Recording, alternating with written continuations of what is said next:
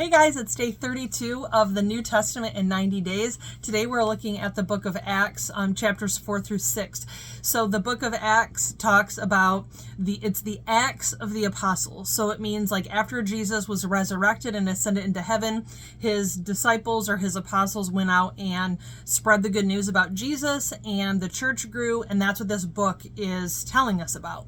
And so at this point in Acts 4 through 6, the apostles are going out, they're teaching people about Jesus, and the church is growing at a pretty rapid rate. And there are two things that I really loved from this section that I wanted to share with you. The first one is this. It says, so this is Acts chapter 4, starting in verse 32. It says, all the believers were united in heart and mind, and they felt that what they owned was not their own, so they shared everything they had. And then it said there were no needy people among them, because those who owned land or houses would sell them and bring the money to the apostles to give to those in need. And then it shares a couple stories of that happening. One that was really good. One where a couple actually sold some property, lied about the amount of money that they got from the property, and it did not end well for them. If you don't know about that story, I would suggest that you read it. It's quite intriguing. But the thing that I love about that is that this is what I have personally experienced in the church, is that the people that call themselves Christ followers, especially the ones that are in my local church with me, we are so generous with one another. Like, it might not necessarily be that we have to sell things. I mean, this was a different time. They were experiencing a different type of persecution than anything remotely close to what we experience here in the United States. However, there is a connection that Christians have with other Christians. We are a family, and just like a family would step up to meet the needs of other members of the family, the members of a church step up to meet the needs of other members of their church. And so whether it's giving rides to people that need them, or babysitting, or making meals for, new moms or families that are dealing with some type of tragedy or loss, we all step up to meet one another's needs. And if you've never experienced that, then that is a benefit for sure of the church. It's so beautiful. So that was one thing that I loved, that I wanted to share. The other thing, so as the apostles are going out and they're teaching about Jesus, just like everybody wasn't excited about Jesus, everybody is not excited about the spreading of the apostles' message. And so they are experiencing pretty severe persecution. They're regularly getting arrested and beaten.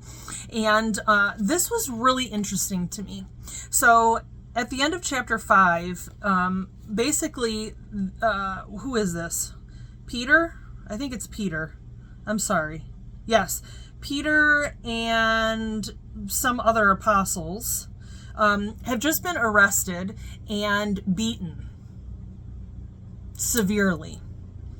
And it says that so this is Acts 5 verse 41. It says, the apostles left the high council rejoicing. So rejoicing after they had just been beaten, that God had counted them worthy to suffer disgrace for the name of Jesus.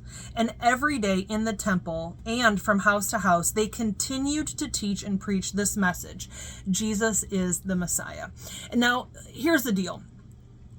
The people, the apostles, were either psycho, right? Like spreading something that they knew was a lie, right? Because that would be one objection to Jesus, that the resurrection was a lie, right? And so if they are going around and they're being regularly beaten and they're continuing to preach about Jesus, either they are insane or they are spreading the truth, something that they know for a fact is the truth.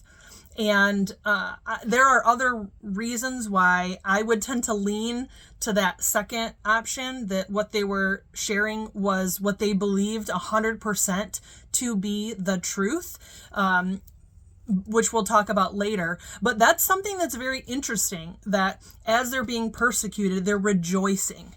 in the persecution, because of the persecution. And it's not stopping them from sharing the news. It's actually making them want to spread it even more. What's interesting is even just before this, there is a pretty well-respected Jewish teacher who, at this point, it doesn't seem like he is believing in Jesus as the Messiah, but he comes into this council, and, you know, all these other leaders are like, what are we going to do to stop this message of Jesus? It's crazy.